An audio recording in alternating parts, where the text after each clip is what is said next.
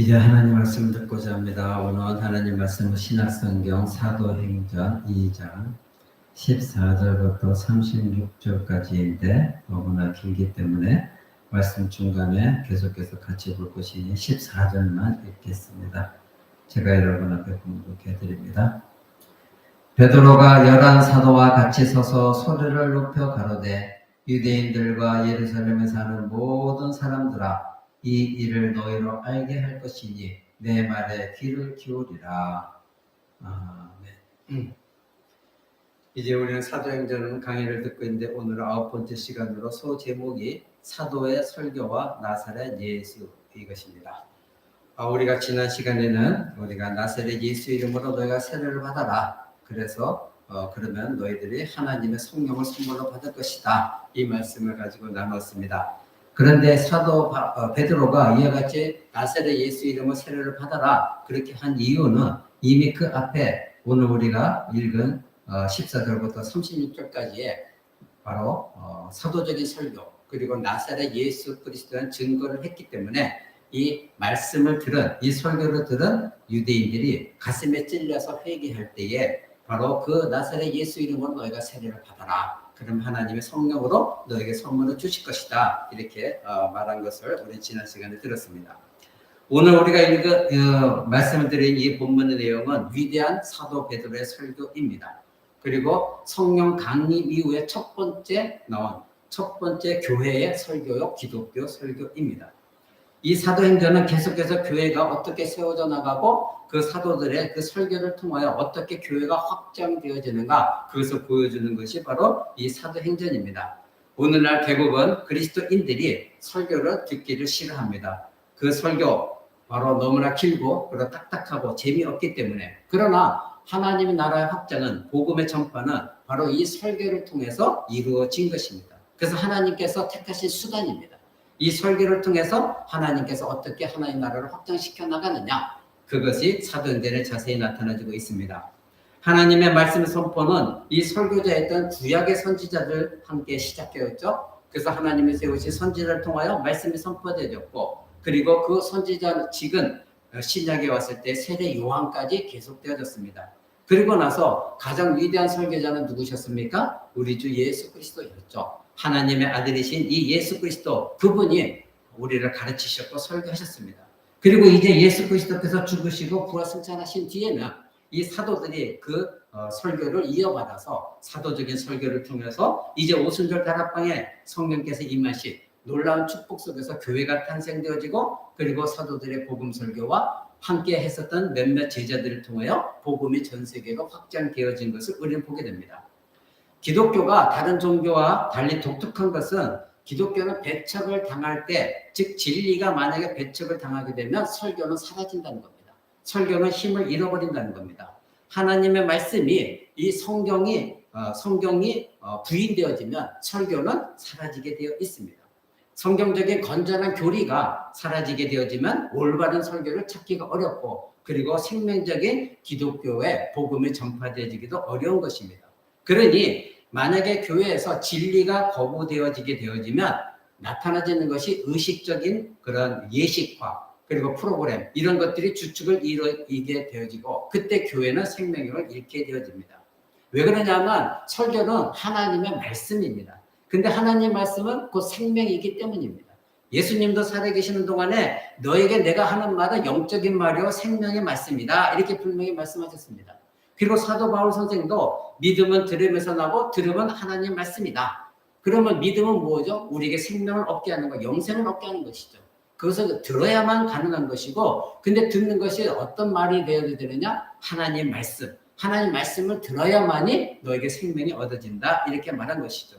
그래서 사도 바울 선생은 평생 복음을 증거할 때에 고린도전서 2장에 보면 그런 말을 하죠. 내가 내 말과 내 전도함이 설득력 있는 지혜의 말로 하지 않았다.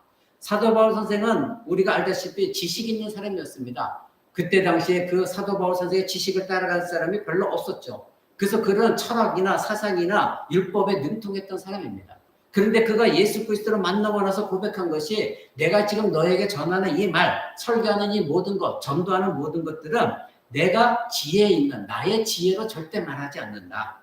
오직 내 안에 성령의 역사로 나는 말할 뿐이다. 왜냐하면 하나님의 능력이 그때 나타나지기 때문이다. 이렇게 고린도전서 2장 4절 5절은 말하고 있습니다. 자, 우리는 이런 것들을 생각하면서 오늘 베드로의 설교를 여러분과 함께 알아보고자 합니다. 설교라는 것은 하나님 말씀을 전하는 것이죠. 그래서 기독교 교회 역사상 최초의 설교는 베드로에 의해서 이루어진 것입니다.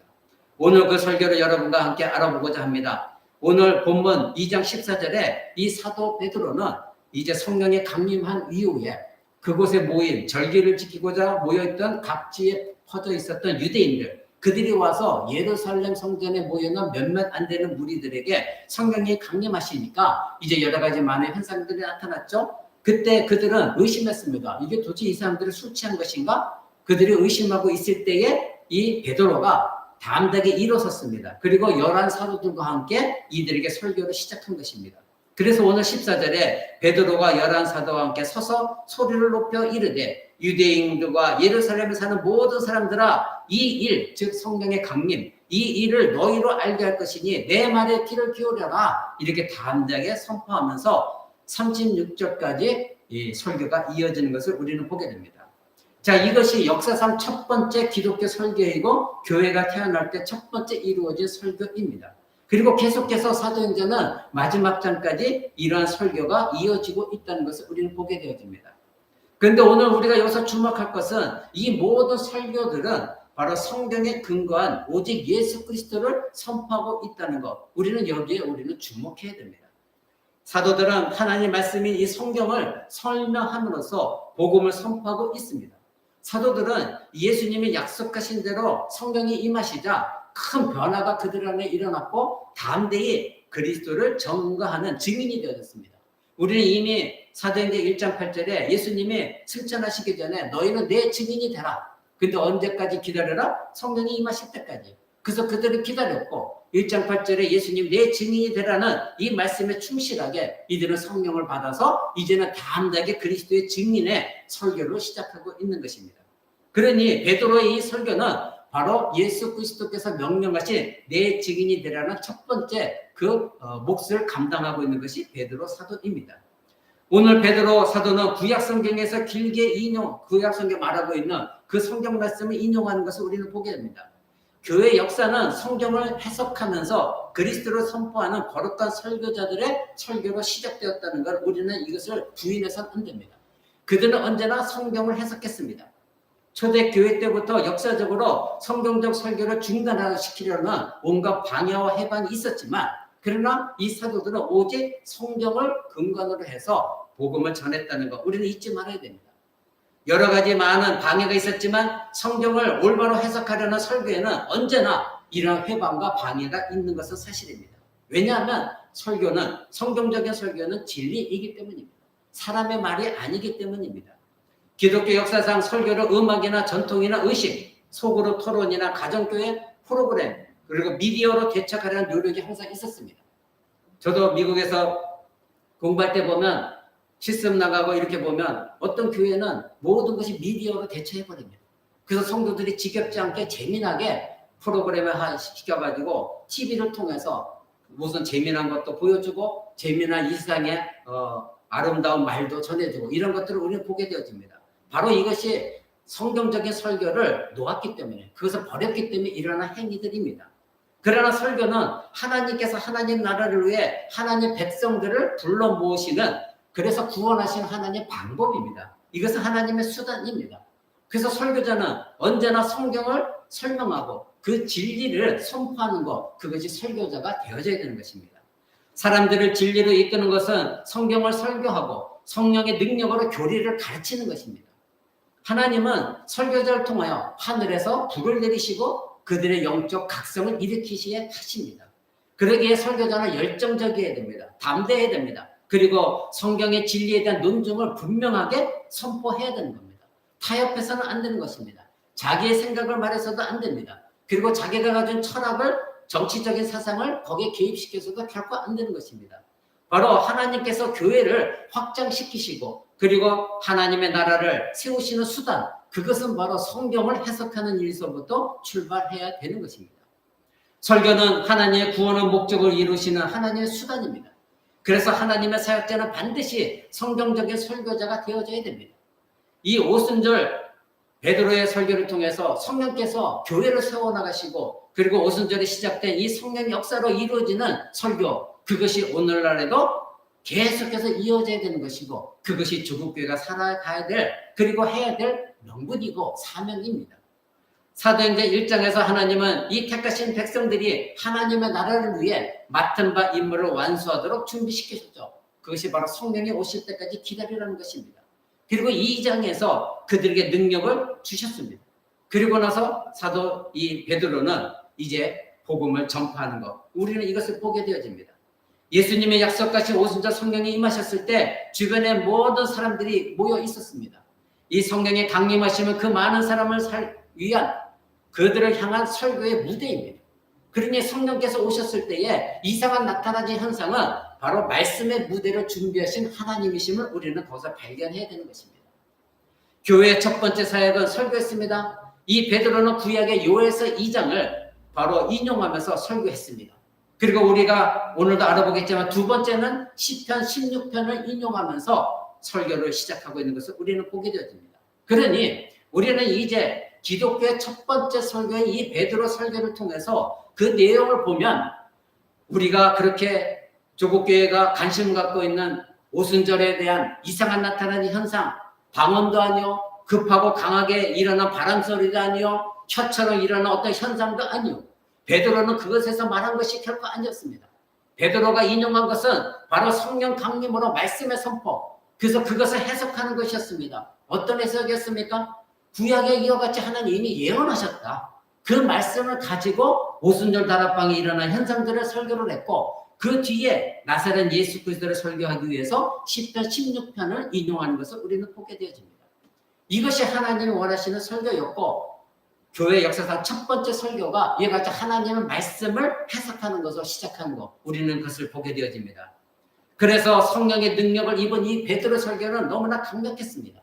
그래서 우리가 지난 시간에 알아본 것처럼 이 말을 들은, 이 설교를 들은 사람들이 37절에 마음에 찔려서 그들이 어떻게 했습니까? 마음에 찔려 우리가 어찌해야 됐고 이런 고백을 하게 만들었습니다. 그리고 이 사람들은 이제 세례를 받았습니다. 몇 명이나? 3,000명. 많은 사람들이 세례를 받았고 교회가 탄생되어졌습니다. 3,000명의 영혼들이 베드로의 설교로 찔림을 받았고 그리스도를 믿게 되었고 그것이 바로 첫 번째 구원의 역사가 일어나는 현상이 일어났습니다. 이 첫 번째 설교는 오늘날에도 우리가 추구해야 될 가장 모범적인 설교입니다. 모든 사도적인 설교는 이와 같이 성경에 기초하고 있고 그리고 하나님의 약속하신 하나님의 계시에 기초하고 있다는 것을 우리는 보게 되어집니다. 그래서 사도적인 설교는 매우 중요한 것입니다. 여러분, 사도적인 설교가 무엇입니까? 성경의 약속대로 예수 그리스도가 바로 메시아다. 구원의 주이시다. 하나님의 아들이시다. 그리고 인간의 몸을 입고 이 땅에 오신 하나님이시다는 거, 이것을 보여주는 겁니다. 그분이 어떤 일을 행하셨느냐, 하나님의 약속하신 모든 일들이 이 예수 그리스도 안에서 어떻게 성취되어졌느냐, 그리고 종말적으로 우리는 어떻게 되어지느냐, 이것을 선포하는 것입니다. 오늘 본문을 보게 되어지면 베드로 사도의 설교가 바로 그랬습니다. 그리스도께서 오신 것, 죽으심, 부활, 승천, 그리고 재림, 그리고 심판, 이것을 강조하는 것을 보게 되어집니다. 바로 그리스도에 대한 설교였습니다. 인간의 몸을 입으신 참 빛이시오, 참 하나님이신, 참 인간이신 그 예수 그리스도 오심, 죽음, 부활, 마지막 영광에 재림할 때까지 바로 오직 예수 그리스도 중심적인 설교, 그것이 사도적인 설교였습니다. 사도들의 설교는 예수 그리스도만이 구원의 유일한 길이라고 결론을 짓고 있습니다. 이 사도들의 설교는 바로 그래서 성경에 근거한 전 인격을 향한 설교였습니다. 우리 인간의 감정만을 목적으로 삼지 않았습니다. 우리는 인간의 감정을 목적으로 얼마든지 수단을 가지고 사용할 수 있습니다. 그래서 어떤 목사님은 내가 설교할 때 수많은 사람들 울릴 수도 있다, 자신하는 사람도 있습니다. 그러나 감정에 호소하는 것이 결코 올바른 설교가 아니라 우리 전 인격의 지성과 정서와 의지를 향한 전 인격적인 설교가 진정한 설교입니다.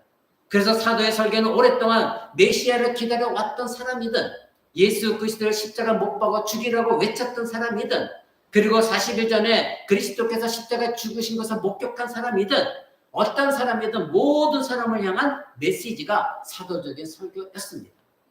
그래서 설교는 사람의 마음을 향한 메시지가 되어져야 되는 겁니다. 설교자들의 설교는 윤리적이거나 도덕적이거나 치유나 기복적인 거나 은사의 현상이나 철학적인 것이나 감정에 호소하는 것이 아니라 바로 전인격적인 우리의 마음을 바꾸는 것이 진정한 설교인 것입니다. 사람들의 생각을 바꾸는 것이고 전인격을 변화시키는 것, 새로운 사람으로 만드는 것, 그것이 설교를 통하여 하나님이 행하시는 일인 것입니다. 그래서 설교는 하나님을 알지 못하는 사람들, 하나님을 무시하고 경멸하는 사람들, 우리 주 예수 그리스도를 비아냥거리는 사람들, 오늘 교회를 향하여 손가락질하는 사람들, 미워하는 사람들, 바로 그들이 믿고 의지하고 그리고 생각하고 있는 이 세상적인 모든 것들을 바꾸는 것입니다. 그것이 설교가 되어져야 되는 것입니다. 그래서 설교는 성령의 능력이 나타나줘야 됩니다. 성령을 의지하지 않고 자기의 지혜로 할 때에 잠시 잠깐의 효과는 있을 수 있으나 그러나 하나님이 행하시는 구원의 수단이 될 수가 없는 것입니다. 설교는 사람들을 깨우치는 가장 강력한 것입니다. 그러나 택함을 받지 못한 사람들 아무리 그런 설교를 들어도 받아들이지 않습니다. 그러나 택함을 받은 사람들은 어제까지도 강박했지만 그 말씀을 들을 때 변화되어지고 그래서 하나님 앞에 무릎 꿇고 회개하는, 그래서 지난 시간에 말씀드린 그 유대인들처럼 예수 그리스도를 못 박아 죽이려고 외쳤던 그들이 마음이 찔려 우리가 어찌할꼬 회개하는 일들이 일어나지는 것입니다. 우리는 이제 사도의 베드로의 설교의 본질을 함께 보기를 원합니다. 사도 베드로는 11사도와 함께 일어났습니다. 그리고 소리 높여서 유대인과 예루살렘에 있는 모든 사람들에게 외치고 있습니다.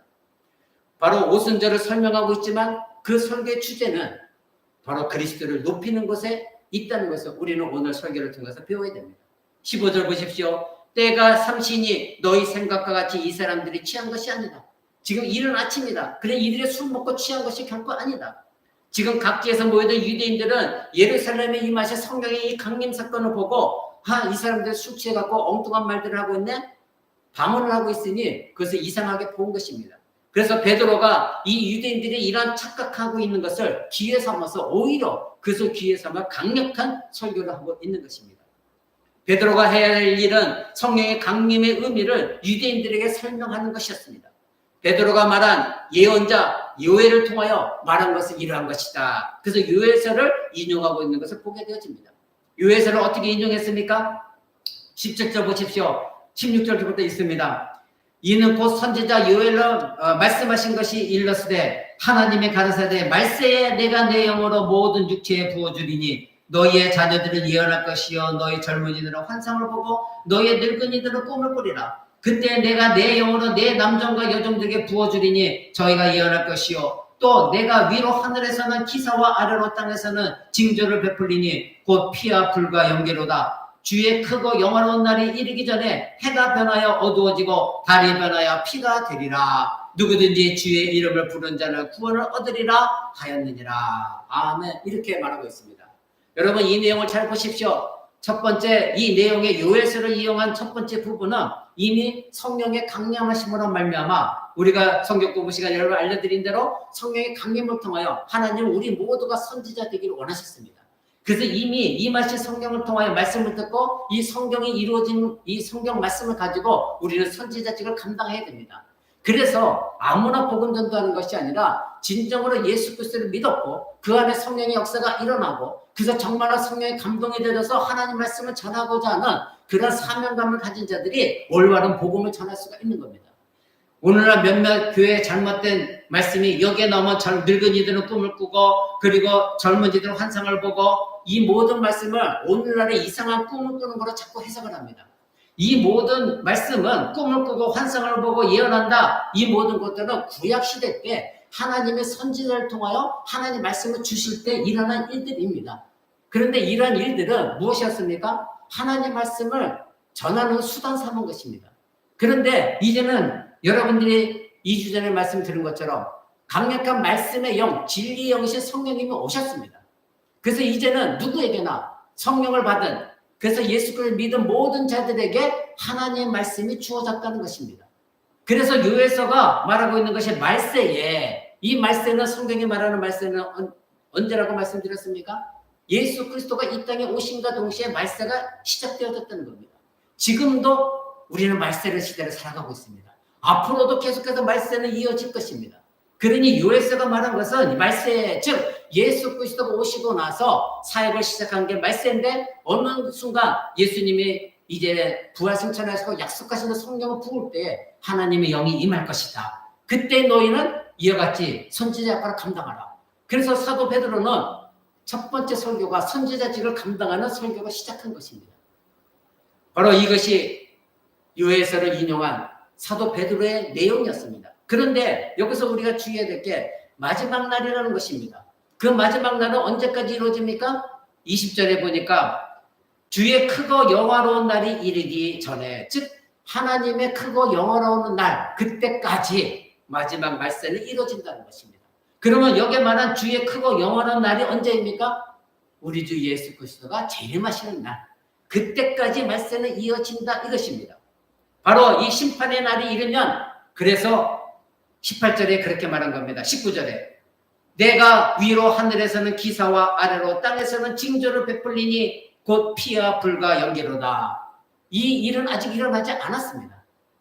오순절 성령 강림 사건 때 이 일은 일어나지 않았습니다. 그래서 사도 베드로가 요에서가 말한 것은 18절까지는 이미 일어난 성령 강림 사건이고, 그 다음에 19절부터는 장차 말세 최종적으로 예수 그리스도 오실 때 일어나는 일. 그래서 20절에 주의 크고 영원한 날이 이기기 전에 해가 변합니다. 어두워집니다. 달이 변합니다. 그래서 모든 건 피가 되어진다는 것입니다. 이러한 현상은 언제? 주 예수 그리스도 오시는 마지막 날, 그때에 일어나진다. 이렇게 사도 베드로가 말하고 있습니다. 그래서 마지막 21절에 이렇게 말합니다. 누구든지 주의 이름을 부르는 자는 구원을 얻을 것이다. 그러니 이미 성령이 임했다. 그러니 너희는 이제 선지자를 감당해야 된다. 그래서 마지막 때까지 많은 사람들이 이 심판을 면하게 하고자, 해도 변하고 달도 변하고 피가 베어지는, 그래서 하늘에서는 불이 내리고 피와 불과 연기가 이루어지는 이런 심판의 날이 되기 전까지 너희가 선지자직을 감당해야 된다. 그래서 마지막에 누구든지 주의 이름을 부르는 자는 구원을 얻도록 너희가 그 직을 감당해야 된다. 이렇게 말하고 있는 것입니다. 우리는 메시아 시대 말세가 얼마나 오래 지속될지는 모르지만, 지금 사도 베드로가 말한 요에서는 인용한 이어서 일어날 끔찍한 심판, 그것으로 끝날 것이라는 것을 우리는 성경을 통해서 알게 되어집니다. 이것이 설교하는 방법입니다. 복음 전도도, 그리고 설교도 바로 이와 같은 방법으로 설교해야 된다는 것입니다. 전도는 불신자들에게 메시아가 이 세상에 2000년 전에 오셨고 우리의 죄를 용서하시고 구원하시기에 십자가에 죽으셨고 다시 사흘 만에 부활 승천하셨다. 그리고 성령을 보내주셨다. 그리고 이제 복음이 완전히 하나님의 말씀대로 계획대로 성취되어졌다. 이것을 말하는 겁니다. 바로 우리를 위해 인간의 몸을 입고 오신 예수 그리스도, 바로 그분이 복음을 이루셨고, 지금 우리는 그리스도의 강림과 성령의 강림, 교회가 세워지고 최종의 심판, 그때를 기다리고 있는 것, 이것을 우리는 말해줘야 되는 것입니다. 그래서 그들에게 너희가 지금 구원을 얻을 때이다. 지금은 구원의 때이다. 이렇게 선포해야 되는 것입니다. 베드로의 설교는 이 성령의 강림과 함께 메시아 시대가 시작되었다는 것을 놀라운 선언으로 시작하고 있지만, 또한 최후의 심판에 얼마나 무서운 심판이 기다리고 있느냐, 그것을 말하고 있습니다. 21절에 19절에 피와 불, 연기, 그리고 21절에 매일 뜨고 지는 해와 달이 변하는 것, 이런 일들이 일어나지게 된다는 겁니다. 우리는 이미 성령이 오순절 다락방에 임하셨을 때 이 요엘서가 성취된 것을 우리는 알았습니다. 그렇다면 19절부터 이어지는 마지막 최종 심판 때 이루어질 일도 우리는 그것을 믿고 확신해야 되는 것입니다. 이처럼 베드로의 첫 번째 설교는 메시아가 오셨고 메시아 시대가 도래했고, 그래서 성령의 강림으로 시작되어 무서운 심판으로 끝날 것이라는 것을 지금 사도 베드로는 선포하고 있습니다. 이러한 사도 베드로 설교는 사도 베드로만이 아니라 모든 사도들이 이렇게 설교하고 있는 것을 우리는 보게 됩니다. 그러므로 사도들의 이 설교는 좋은 소식만 전한 것이 아니었습니다. 무엇도 함께 전했습니까? 바로 미래의 무서운 심판, 하나님의 심판, 이것까지도 전했다는 것 우리는 알아야 됩니다. 사도적인 교회 설교자는 그래서 복음적인 설교와 함께 복음도 받아들이지 않는 자들에게는 하나님의 심판이 반드시 있다. 이것은 피할 길이 없다. 이것을 전하는 자가 참된 설교자입니다. 만약에 성경에 나오는 좋은 것만 전하고 그래서 좋은 일만 생길 거야. 그리고 심판을 설교하지 않는다면 신실한 설교자가 아닙니다. 성경의 반만 설교한 것입니다. 그런 사람들은 성경적인 설교자라고 우리가 말할 수가 없는 것입니다. 자, 그렇다면 이제 22절부터 나오는 메시아 시대가 도래했는데, 메시아 시대라면 두 번째 이 메시아가 어떤 사람이냐 이것입니다. 유대인들이 핍박하고 십자가 처형을 위해 로마 군병들에게 넘겨진 그 사람은 유대인들은 갈릴리 목수다 이렇게 생각했지만 갈릴리 목수가 아니었습니다. 그들이 넘겨준 사람은 그들이 생각하는 나사렛이라는 천한 곳에 있었던 갈릴리 목수가 아니라 누구였습니까? 바로 하나님의 아들 메시아였습니다. 메시아이신 예수 그리스도는 그러나 자신을 방어하기 위해서 어떤 변명도 하지 않았습니다. 예수님이 이 땅에 오실 때 정치적인 메시아로 오신 것도 아니었습니다. 그때 당시에 노예제도도 있었지만 노예제도에 대해서 말하지도 않았습니다. 로마가 이스라엘을 지배했지만 로마를 짓밟고 너희가 독립해야 된다 그 말씀도 하지 않으셨습니다. 왜냐하면 정치적인 메시아로 오신 것이 아니었기 때문입니다. 그래서 로마의 잠정 세력으로부터 이스라엘 나라를 구하려고 어떤 행위도 하지 않으셨습니다. 베드로가 유대인들에게 설교하는 이 메시아는 정치적인 메시아가 아니라 누구? 바로 하나님의 아들, 우리를 구원하시기 위해 오신 메시아 그분이었습니다. 그래서 베드로는 이 구약의 오순절 예언을 구체적으로 인용하면서 마지막 최후의 심판까지 설교하면서 그리스도를 높이는 것을 우리는 보게 됩니다. 이 베드로는 나사렛 예수 오직 그 이름을 높이고 있다는 것을 우리는 알아야 됩니다. 22절 한번 보십시오. 이스라엘 사람들아 이 말을 들으라. 너희도 아는 바에 하나님께서 나사렛 예수로 큰 권능과 기사와 표적을 너희 가운데서 베푸사 너희 앞에서 그를 증거하셨느니라 이렇게 선포하고 있는 것을 우리는 보게 됩니다. 여기에서 지금 이스라엘 사람들아 이 말을 들어라. 너희는 들어야 된다. 근데 누구를 말하고 있습니까? 나사렛 예수 하나님께서 너희가 아는 바와 같이 나사렛 예수로 큰 권능과 기사와 표적을 너희 가운데 베풀었다. 그래서 너희 앞에서 그를 즉 나사렛 예수를 증거하셨다. 누가? 너희가 믿고 있는 그 하나님께서 지금 이렇게 말하고 있는 것입니다. 베드로는 지금 메시아가 나사렛 예수, 나사렛 사람 예수라는 것을 선포하고 있습니다. 그는 누구였습니까? 당시 유대 종교 지도자들이 거부했던 바로 그 사람입니다. 유대인들이 경멸했고 무시했고 무관심했고 불신으로 되었고 결국 십자가에 못 박으라고 외쳤던, 그래서 그들이 말했던 저 사람은 귀신 들린 사람이야, 미친 사람이야, 신성을 모독한 사람이야, 사단의 일꾼이야 이렇게 말했던 그 사람에 대해서 지금 베드로가 말하고 있는 것은 무엇입니까? 그 나사렛 예수가 바로 하나님의 아들 예수 그리스도이시다. 너희가 그가 행한 모든 표적과 기사 보지 못했느냐? 하나님이 그를 통해서 그 일을 행하시면서 그가 내 아들, 하나님 아들 예수 그리스도다, 메시아다, 그것을 증거하였다 이렇게 말하고 있는 것입니다. 베드로는 왜 이렇게 말하고 있습니까?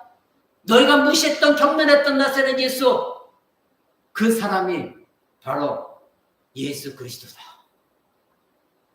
베드로는 유대인들이 듣기에 거북했던, 바로 율법적으로 신성 모독이라고 생각했던 이 예수 그리스도를 이렇게 강력하게 하나님의 아들이다 증거하는 것을 두려워하지 않았습니다. 그럴 때에 하나님이 택하신 백성들, 그 설교를 듣는 약 3,000명이 되는 사람들을 듣고 깨닫고 가슴을 치게 만들었고 회개하게 하시는 것입니다. 22절 사도 베드로는 말합니다. 들으라 이스라엘 사람들아, 들으라 이스라엘 사람들아, 너희들이 무슨 일을 했던 것인가 들으라 이겁니다. 바로 23절 중간 부분 보십시오. 너희가 법 없는 자들의 손을 빌어 십자가에 못 박아 죽였다. 이것이 너희가 행한 일이다. 이 이스라엘 사람들아 들어라. 너희가 어떤 존재인지 아느냐? 너희가 법 없는 사람들의 십자가에 넘겨 주었다. 그 법 없는 자들이 누구입니까? 로마 군인들입니다. 그들은 율법이 없었죠. 하나님의 말씀을 몰랐던 사람들입니다. 근데 너희가 그 예수를 미워해서 그 법 없는 사람들, 율법 없는 사람들, 하나님을 믿고 있지 않는 이방인들에게 예수 그리스도를 죽이라고 십자가에 못 박으라고 외치면서 넘겨준 사람, 그 사람이 바로 하나님의 아들 나사렛 예수다 이렇게 말하고 있는 것을 우리는 보게 돼요. 그러니 이스라엘아 들어라. 그래서 사도 베드로는 이 유대인들에게 이스라엘에 들으라 하면서 그 앞에 요에서의 마지막 부분 인용하면서 누구든지 주의 이름을 부르는 자는 구원을 얻을 것이다. 그러니 들어라. 너희는 구원을 얻어야 된다. 너희가 죽인 메시아, 바로 그분이 너희가 경멸했던 나사렛 예수다. 이방인에게 넘겨졌던 그 예수 그리스도가 하나님의 아들 메시아다. 그러니 이제는 그 이름을 불러야만 구원을 얻을 수 있다. 이렇게 말하는 것을 보게 되죠. 베드로가 구원은 너에게 주어졌다 이렇게 말하고 있는 이유는 바로 이것이 하나님의 은혜라는 것을 그들에게 알리기 위해서였습니다. 유대인들은 비록 메시아를 죽였습니다. 그러나 구원은 무엇보다도 사도 바울도 말한 것처럼 첫 번째 구원은 유대인들이었습니다. 우리는 그 유대인들이 구원을 몇몇 사람들이 받아들이지 않았기에 우리는 그 다음에 구원을 얻은 자들입니다. 성경은 분명히 유대인들이 첫 번째였습니다. 그들은 그리스도를 너무나 미워했고 핍박했고 마침내 십자가에 죽이라고 외쳤던 자들이었습니다. 예루살렘은 이런 사람들로 가득 찬 지구상에서 가장 악한 사람들, 가장 죄가 많은 사람들이 사는 유대인들의 도시였습니다. 예수님께서 살아계실 때에 3년 동안 사역하시면서 유대인들을 가르치셨습니다. 그들을 위해서 일하셨습니다. 많은 기적과 치유를 베풀어 주셨습니다. 그리고 예수 그리스도 자신이 누구인지를 분명하게 그들에게 알리셨습니다. 나는 하나님의 아들이다. 그들에게 메시아라는 증거를 여러 번 많이 보여주셨습니다. 말씀을 통하여서 알려주셨습니다. 그러나 메시아인 자신을 알아보지 못하고 십자가에 못 박은 그들에게 하나님의 죄사함과 구원에 이르는 하나님 나라에 가는 길을 하나님이 알려주신 것입니다. 이것이 바로 중단 없는 멈추지 않는 하나님의 은혜였습니다. 하나님의 은혜는 멈추지 않으시고 이 유대인들이 외침으로 예수 그리스도가 십자가에 죽으신 후에 약 50일 뒤에 3,000명이 넘는 사람들을 구원받게 하셨습니다. 이 사건은 바로 하나님의 구원의 은혜의 가장 위대한 사건 중에 하나입니다. 바로 사도 바울이 말한 것처럼 죄가 깊은 곳에 은혜도 더한다. 그래서 사도 바울이 그렇게 말한 것입니다. 베드로는 지금 그들에게 나사렛 예수 그리스도의 이름, 너희들이 못 박으라고 외쳤고 그 십자가를 경멸하라고 이름 붙였던 그 명패에 쓰였던 나사렛 예수, 유대인 왕 나사렛 예수, 비아냥거렸던 그 나사렛 예수 이름, 그 이름을 유대인들에게 지금 선포하고 있는 것입니다. 베드로는 나사렛 예수 이름을 부끄러워하지 않았습니다. 유대인들이 경멸했던 이 이름을 사용하는 것을 너무나 좋아했습니다. 유대인들은 예수 그리스도를 비하했습니다. 그래서 그들은 나사렛 예수, 그 갈릴리에 있는 보잘것없는 마을에 있는 무지한 사람, 배우지도 못한 사람, 목수의 아들, 그가 메시아라고 모두 경멸했던 그 나사렛 예수였습니다. 그러나 성령의 강림하심을 입은 사도 베드로는 더 이상 주저하지 않냐고 예수 그리스도를 부인했던 나사렛 예수 그리스도 이름 부인했던 이 베드로는 이제는 나사렛 예수 그 이름을 선포하는 걸 너무나 좋아했습니다. 3장에 가서 보면 베드로가 예루살렘 성전에 들어갈 때에 성전 미문에 앉아있던 안진뱅이를 보게 됩니다.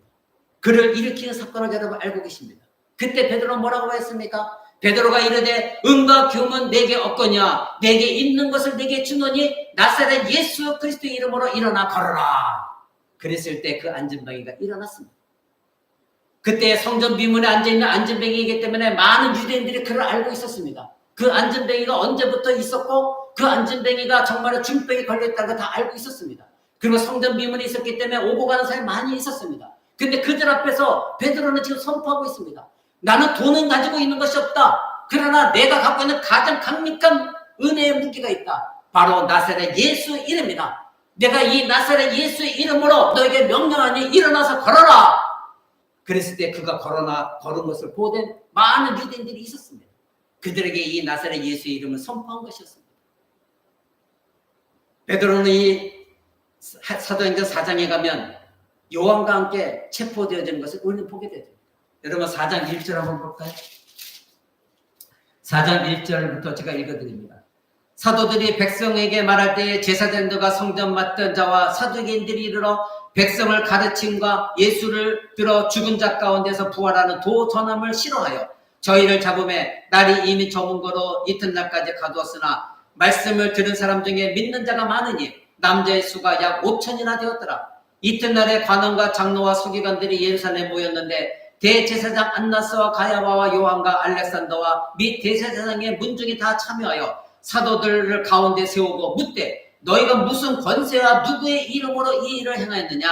이에 베드로가 성령에 충만하여 가로되 백성의 관원과 장로들아 만일 병자들에게 행한 착한 일에 대하여 이 사람이 어떻게 구원을 얻었느냐고 오늘 우리에게 질문하면 너희와 모든 이스라엘 백성들은 알라. 너희가 십자가에 못 박고 하나님이 죽은 자 가운데서 살리신 나사렛 예수 그리스도의 이름으로 이 사람이 강건하게 되어 너희 앞에 섰느니라. 이렇게 선포하는 것을 우리는 보게 되어집니다. 자, 지금 누구 앞에서 이 말을 나사렛 예수 이름을 지금 말하고 있습니까? 바로 종교 지도자들, 나사렛 예수 그리스도를 그렇게 비방했고 비아냥거리고 우습게 여겼던 이 종교 지도자들 앞에서, 대제사장 앞에서 너희가 물으니까 내가 말한다. 지금 이 사람이 살린 것은 내가 아니라 누구다? 나사렛 예수의 이름으로 일을 일으킨 것이다. 이렇게 고백하는 것을 우리는 보게 되어집니다. 여러분, 그럴 때 지금 이 가운데 있었던 사람들에게 말하고 있는 것이 무엇입니까? 너희가 무슨 일로 누구의 권세로 이 일을 행하였느냐? 누구의 권세냐? 알고 싶느냐? 너희가 그렇게 질문하면 내가 말하겠다. 이 이스라엘 백성들은 알아라. 너희가 십자가 못 박은 자, 그리고 하나님께 죽은 자 가운데 부활시킨 자, 너희가 알고 있지 않느냐? 그래서 부인하지 못할 것이다. 바로 그 나사렛 예수 그리스도의 이름이다. 그 이름의 권세로 내가 일으킨 것이다. 이렇게 말하고 있습니다. 여러분, 그 뒤에 10장 38절 39절 한번 봅니다. 10장 38절 39절 베드로가 또 이렇게 외칩니다. 하나님의 나사렛 예수에게 생명과 능력을 기름 붓게 하셨음에 저가 두루다니며 착한 일을 행하시고 마귀에 눌린 모든 자를 고치셨으니 이는 하나님이 함께 하셨습니다. 우리가 유대인의 땅과 예루살렘에서 그의 행하신 모든 일의 증인이라. 그를 저희가 나무에 달아 죽였으나 하나님이 사흘 만에 다시 살리사 나타내시되 모든 백성에게 하신 것이 오직 미리 택하신 증인 곧 죽은 자 가운데서 일어나신 후 모시고 음식을 먹은 우리 모두에게 하신 것이다. 바로 사도 베드로는 계속해서 예수 그리스도에 대해서 나사렛 예수 38절 하나님의 나사렛 예수에게 이렇게 분명히 말하고 있는 것을 우리는 보게 됩니다. 베드로는 지금 일부러 나사렛 예수 이 이름을 계속해서 사용하고 강조하고 있습니다. 왜요? 그들이 무시했거든요. 나사렛이라는 조그만 곳에서 목수 아들로 태어난 예수 비아냥거렸거든요. 저 사람이 무슨 메시아야? 저 사람이 무슨 하나님의 아들이야?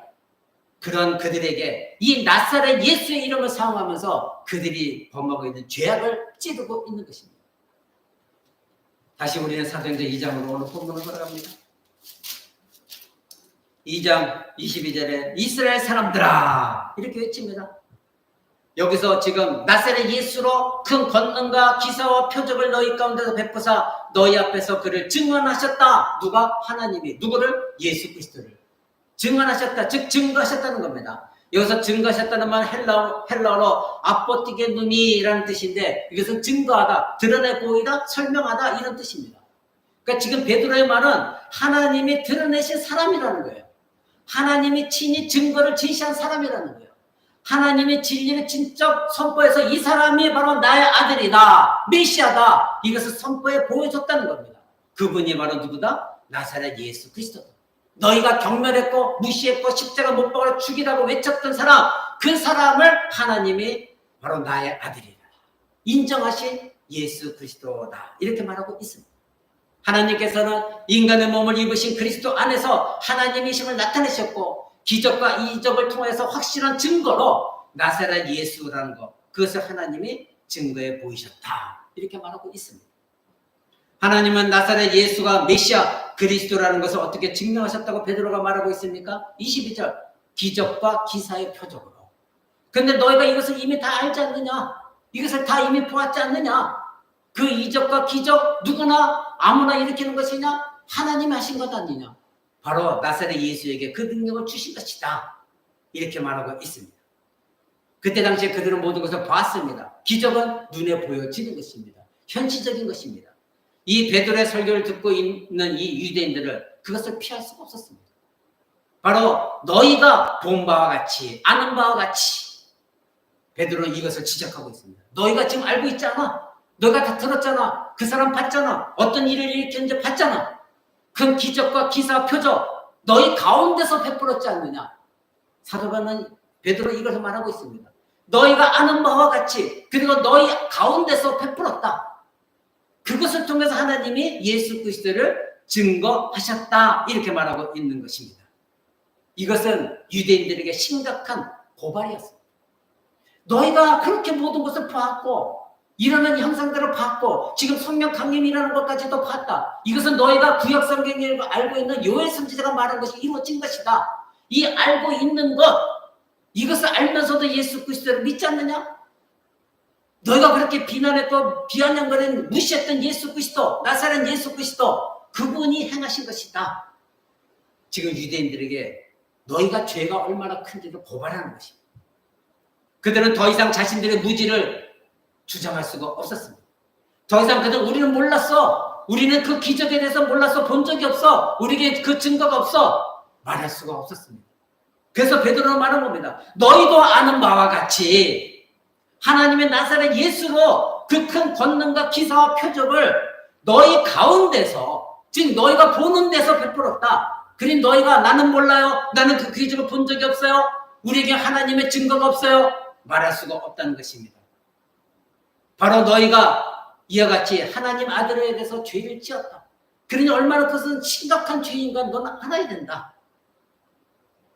여러분 예수님이 살아계실 때에 마태복음 11장에 보면 이렇게 말씀하십니다. 마태복음 11장 23절에 가버나움아 네가 하늘에게까지 높아지겠느냐 음부에까지 낮아지리라. 네게 행한 모든 권능을 소돔에서 행하였다면 그 성이 오늘까지 있을 것이다.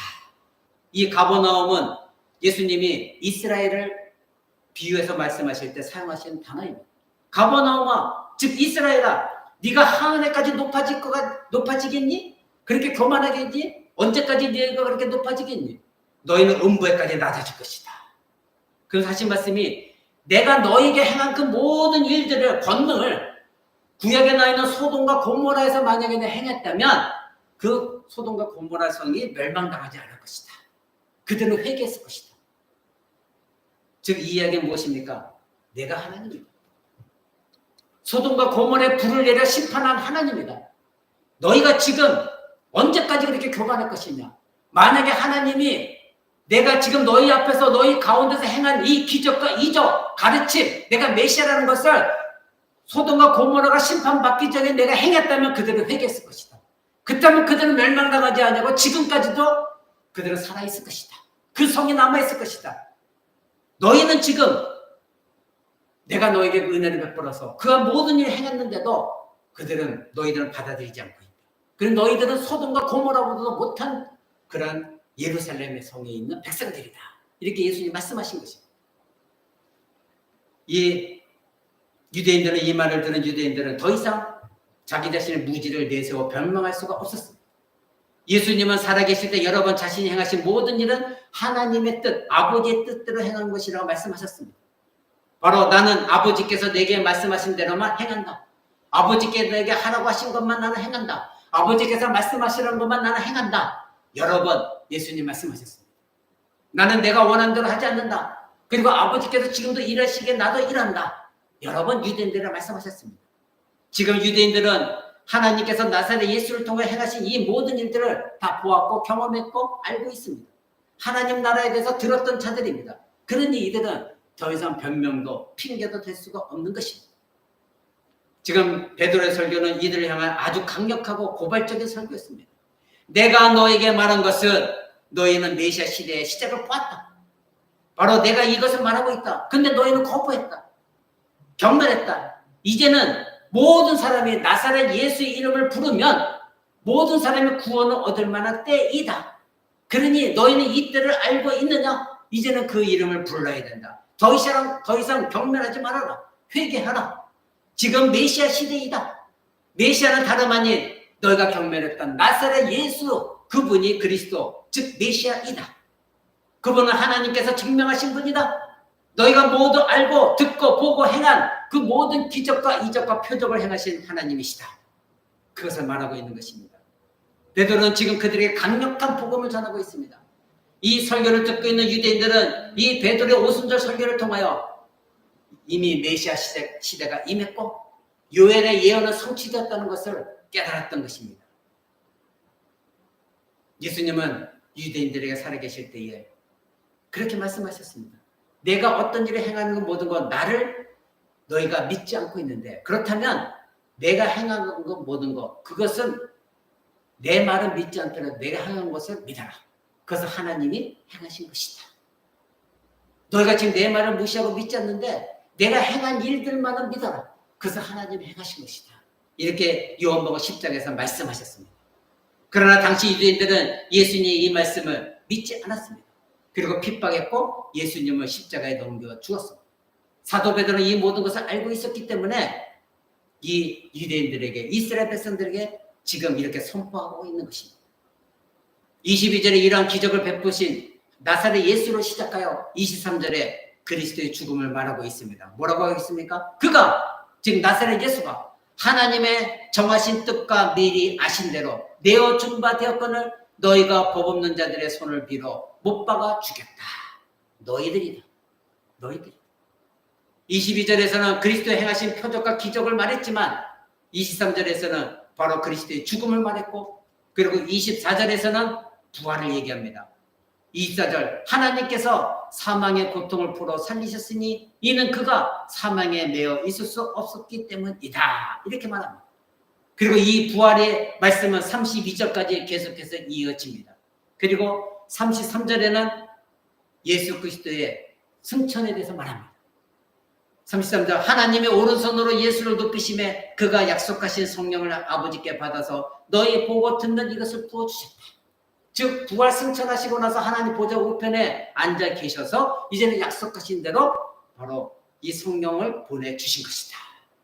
이렇게 예수 그리스도의 증거하는 것을 보게 됩니다. 35절, 34절부터입니다. 다윗은 하늘에 올라가지 못했으나 친히 말하여 가로되 주께서 내 주에게 말씀하시기를 내가 네 원수로 네 발등상 되게 하기까지 너는 내 우편에 앉았으라 하셨도다 하였으니, 이것은 무엇을 말합니까? 다윗이 고백한 시편이지만 다윗은 선지자였습니다. 그리고 다윗은 죽었습니다. 그런데 다윗이 하늘에 올라가지 못했으나 이 말은 다윗은 이 땅에 묻혀있다. 너희가 그 무덤이 어디 있는지 알고 있다. 그러니 다윗이 이 말한 것은 자기 자신의 말한 것이 아니라 바로 예수 그리스도에 대해서 말한 것이다. 베드로는 지금 그것을 말하고 있습니다.